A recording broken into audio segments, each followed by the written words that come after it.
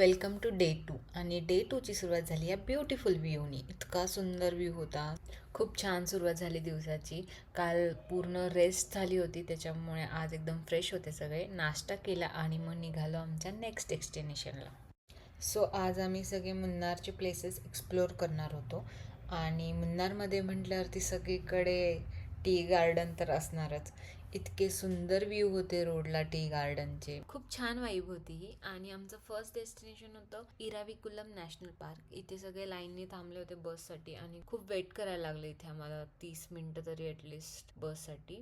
Finally बस भेटली आणि पूर्ण साईट सीइंग करत आम्ही पोचलो वरती नॅशनल पार्कला. जाताना आम्हाला हे क्यूटचे बकरीज भेटले क्यूटचे गोट भेटले.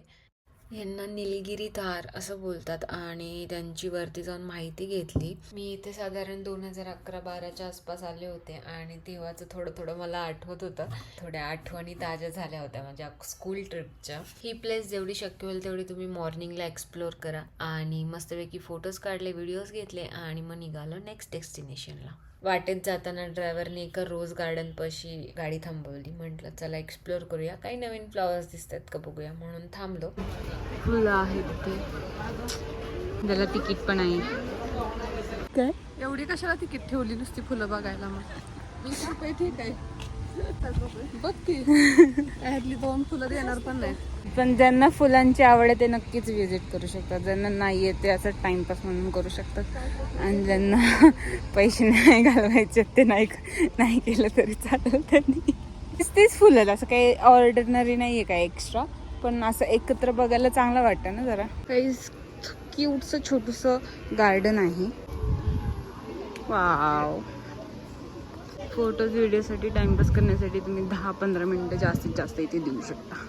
फुलांना बाय बाय केला आणि निघालो नेक्स्ट डेस्टिनेशन इको पॉईंटला. इतका सुंदर व्ह्यू होता तिथे. तुम्ही जे बोलाल ओरडून ते तुम्हाला रिटर्नमध्ये ऐकायला येत होता. आम्ही तर ट्राय नाही केलं, पण माझ्याकडे एक व्हिडिओ आहे जे दुसरे लोक ट्राय करत होते त्याचा. मस्तच ऊन.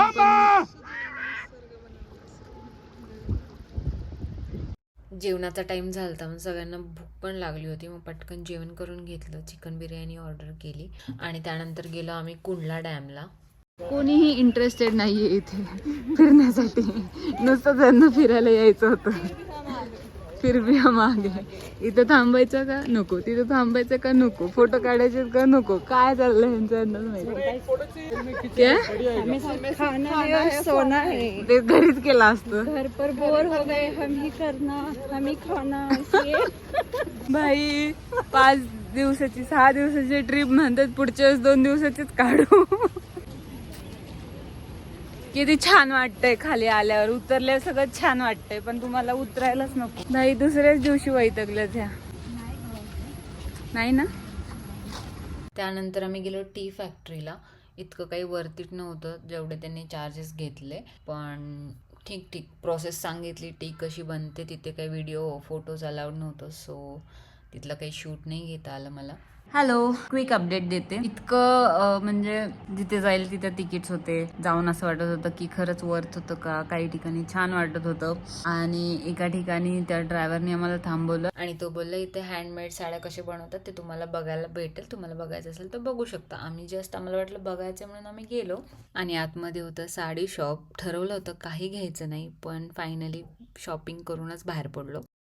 काय द्या, कांदा लिंबू द्या आणि मीठ पण द्या. त्यांना सांगावं लागतं आधी. ते देतात आपल्याकडं कांदा लिंबू आणि मग हे देतात. तिकडे हे देतच नाही, त्यांना सांगावं लागतं कांदा लिंबू खाणारे. बरं घ्या, चला.